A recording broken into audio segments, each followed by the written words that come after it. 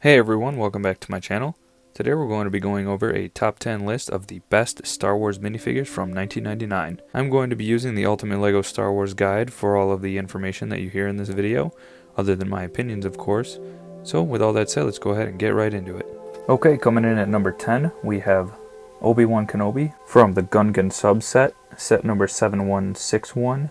As you can see, this is Obi-Wan Kenobi in his cape and hood, otherwise known as his Jedi robes. What I really like about this figure is the fact that you get the hood piece as well as the cape.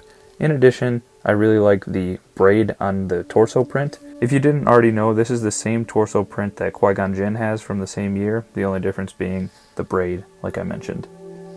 Overall, I think this is a pretty good figure, and he deserves to be on this list, although I don't think he deserves to be any higher than number 10. Coming in at number 9, we have another Obi-Wan Kenobi. This is from the Landspeeder set number 7110. The thing I really like about this figure is the fact that you get a bearded Obi-Wan, and it is the old Ben version, so it's a little bit different than the one shown at number 10. Another difference is that he doesn't have a robe, so he doesn't have the hood piece or the cape. Like the other Obi-Wan figure, there is no back print and not much other detailing. So I think number 9 is deserved by this figure. Coming in at number 8, we have Luke Skywalker from Endor. This is from the Speeder Bike set number 7128. And I want you to do something for me. Go ahead and take note of the way that Luke's face looks on this figure.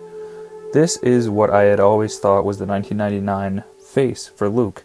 But you'll come to find out later in the video that the 1999 face for Luke is actually different on another figure. The thing I really like about this figure is the torso print. That is the only really spectacular thing about this figure. Other than that, there is no back printing and there's nothing else much to say about this figure, but I think it deserves spot number 8 on this list.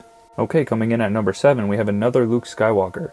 This is Luke Skywalker from the Snowspeeder set number 7130. And as you can see, this is the pilot Luke Skywalker, but I want you to go ahead and look at the face.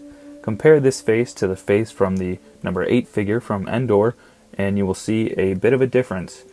It's actually somewhat interesting because I feel like LEGO thought that they had Luke's face nailed down, and then all of a sudden somebody switched it to the Obi-Wan face that you'll see in figure number 10 on this list. So if you compare figure number 10's face and this figure's face, it's the same. But then this is also the same year that Luke Skywalker from Endor came out, and he has a completely different face. So I'm not sure what exactly is going on there, but let's go ahead and get to this figure. So the thing I really like about this figure is the helmet. This is the Luke Skywalker Red 5 helmet, and I think that for a first attempt, LEGO did a very good job. It's got all the right details, I think, and it's not too much, it's not too little. I think LEGO did a good job overall. I really like the torso print. Nothing super special, but I think it captures the look well enough. While this figure is pretty plain, I think it is well deserved to be on this list just because of the helmet mold and the quality printing that is on the helmet. Coming in at number 6, we have Qui-Gon Jinn from the Lightsaber Duel set number 7101. What I really like about this figure is the custom hair mold that they gave to the character. I think that it matches the character in the movie really well. In addition, I really like the face printing that came with this character, and if you'll notice, it's the same torso like I mentioned before on the Obi-Wan figure. The only difference is that there's no braid on this torso. Overall, I think this figure is really good. I really like the chrome lightsaber handle that came with these figures back in the day. I really kind of wish that they would have kept it. I understand that the chrome chips off and stuff, but I think that it looks better overall. Coming in at number 5, we have Tatooine Luke Skywalker. This is from the Landspeeder set number 7110. The thing I really like about this figure is the leg printing. That is what got it this high on the list. I really think that the leg printing on this figure was done very well for 1999. And I think that there's honestly nothing else we could have asked for. I think that because Luke's tunic on the character went down so far, it kind of required that it be printed on the legs, and I think that LEGO did a fantastic job. Like the other figures, there is no back printing, but there is leg printing, which I really appreciate, so that's what gets it this spot on the list. Coming in at number 4, we have Jar Jar Binks from the Naboo Swamp set number 7121, and I know what some of you must be thinking. How could you put Jar Jar this high on the list? And the answer is because of his really great head mold.